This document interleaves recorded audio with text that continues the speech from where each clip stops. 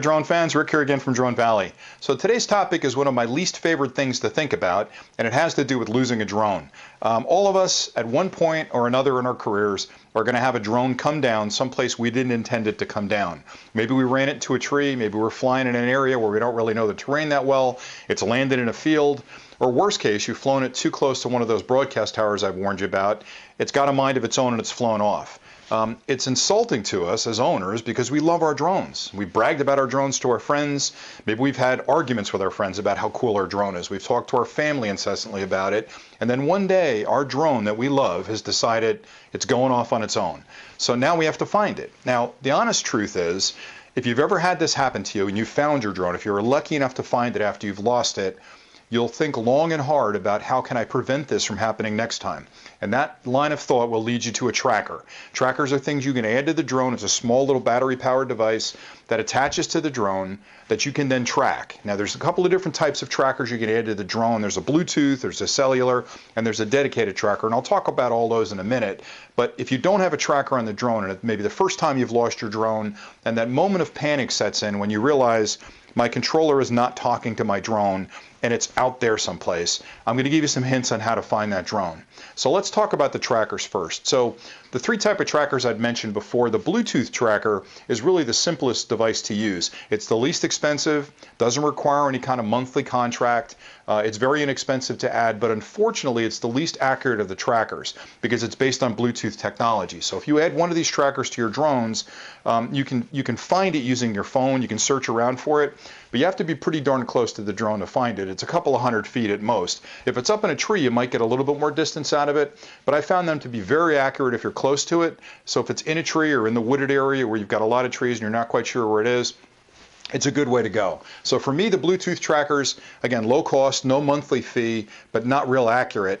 It's better than nothing, but barely better than nothing because you've got to be really close to the drone to use it.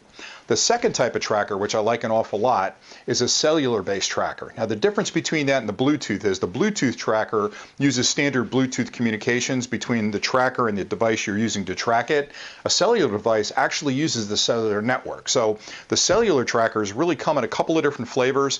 There is a monthly cost for those. So when I say they come in a couple of different flavors, the first type comes as a sealed tracker, and it's actually got a SIM card in it. You typically pay per year, so you buy the thing and you pay a yearly fee.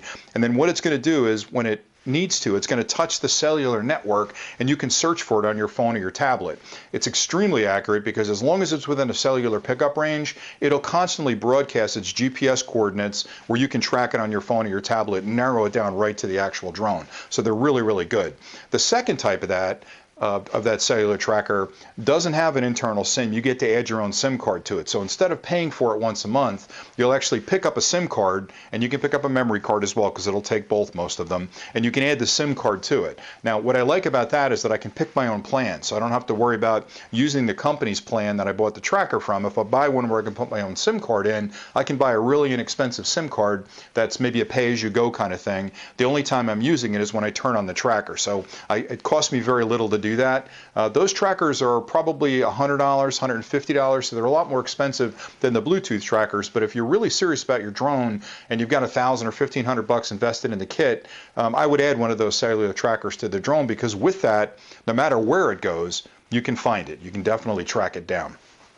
The third type of tracker is what I'll call a dedicated tracker. And a dedicated tracker is something like the Marco Polo system where a little transceiver fits on the drone, you turn it on before you take off, and then you have a handheld device that if that drone goes crazy and flies off someplace, you can power up this handheld device and it'll start beeping like in the spy movies with an arrow pointing to the direction of the drone. So you're basically following it with this handheld tracker.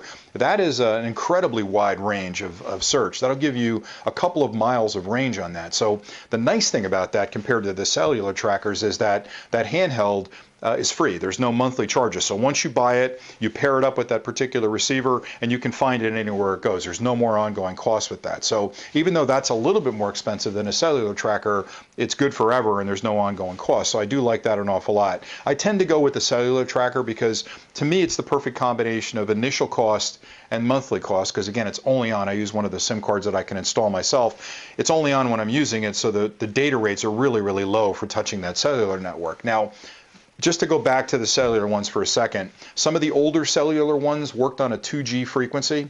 That 2G band is being shut down by a lot of phone companies today. So if you buy one of those cellular trackers, make sure that you get one that's compatible with the 3G network, because most of the towers, like I'd mentioned, have upgraded from 2G to 3G. So make sure it's got the 3G compatibility.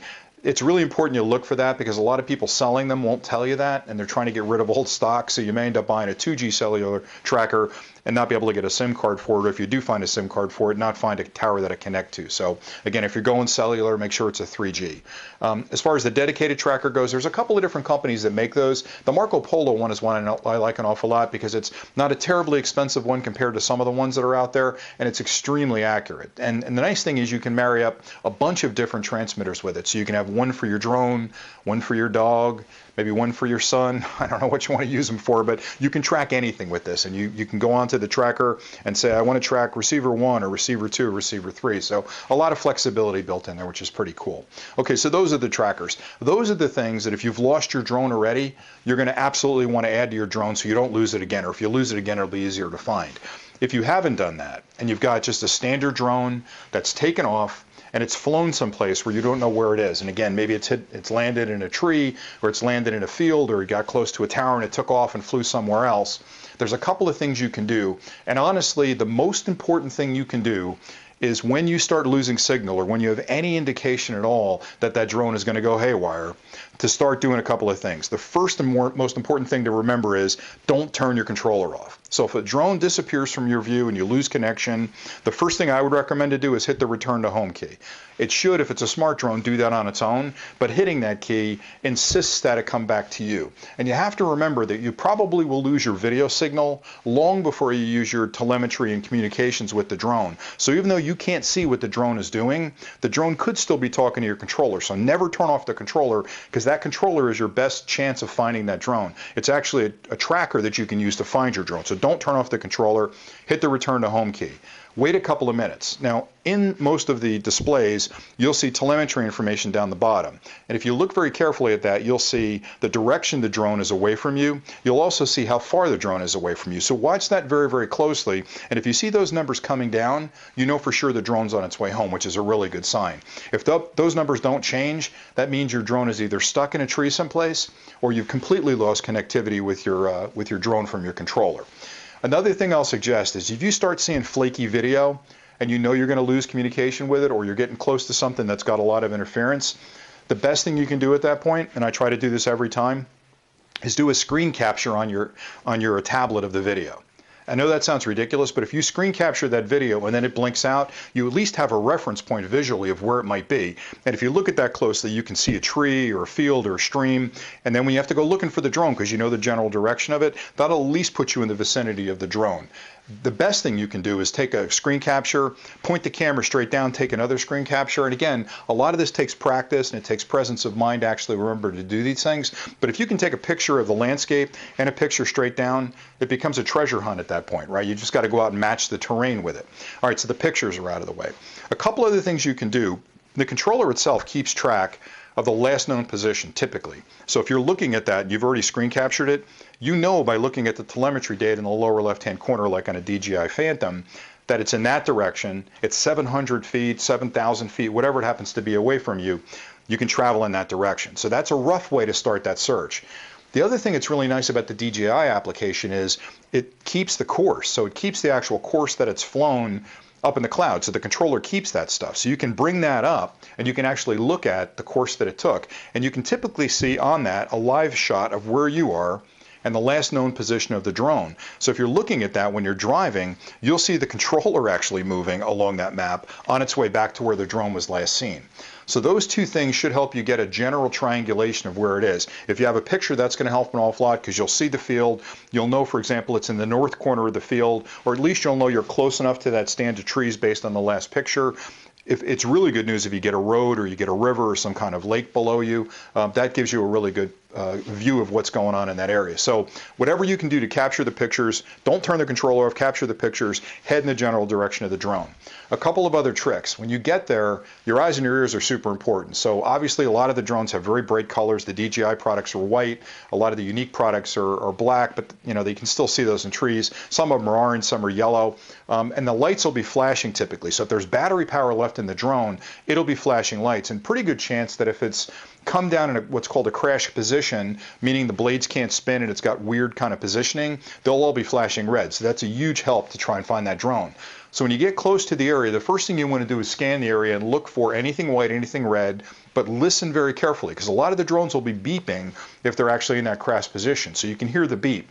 Another trick that I like to do is when I think I'm close to the drone, especially if I'm in a heavily wooded area, you have to be really careful with this, but I'll gently spin the blades. So I'll gently toggle the forward stick so that the blades will rev up.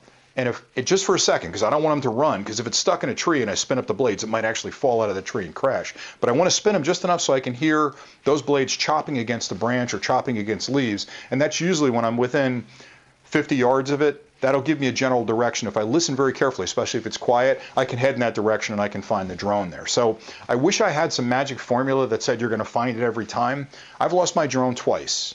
One time it was my idiocy of flying it into a wooded area, trying to be a smart guy, flying between the trees, and I wasn't so smart and it got stuck. Now luckily, I took that picture before it actually got stuck because I saw trouble coming and I was able to find that one. The second one, I made the mistake of flying too close to one of the broadcast towers, thought I had a clear shot, takes off on its own. So that was a flyaway condition, which made it a lot more difficult to find.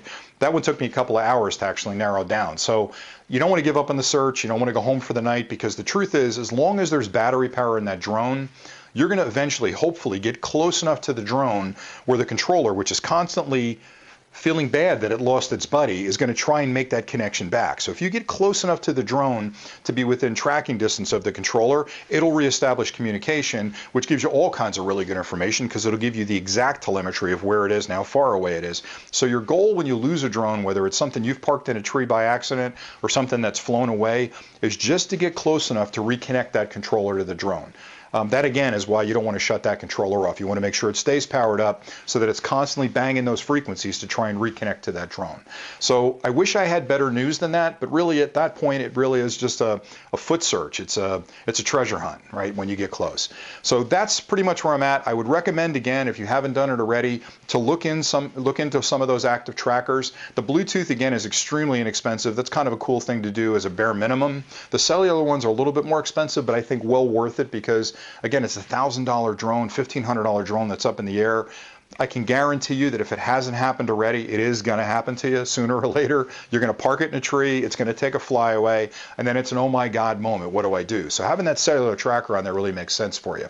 If you have none of those on your drone and you've got to go out and manually track it, hopefully some of the suggestions I've given you will get you closer to the drone and bring it back home safe home. So anyway, that's all I had for you today with this clip. I hope it was helpful. Again, we really enjoy doing these clips for you. I got this suggestion from one of the users, or a couple of the users actually, so please let me know if there's other things you want to see us do. Subscribe to the channel, pass it around amongst your friends. We've gotten a lot of likes and a lot of positive comments back, so again, as long as you guys are enjoying these, we're going to continue to do them. So thanks again for all the support, and we'll see you next time. Happy droning.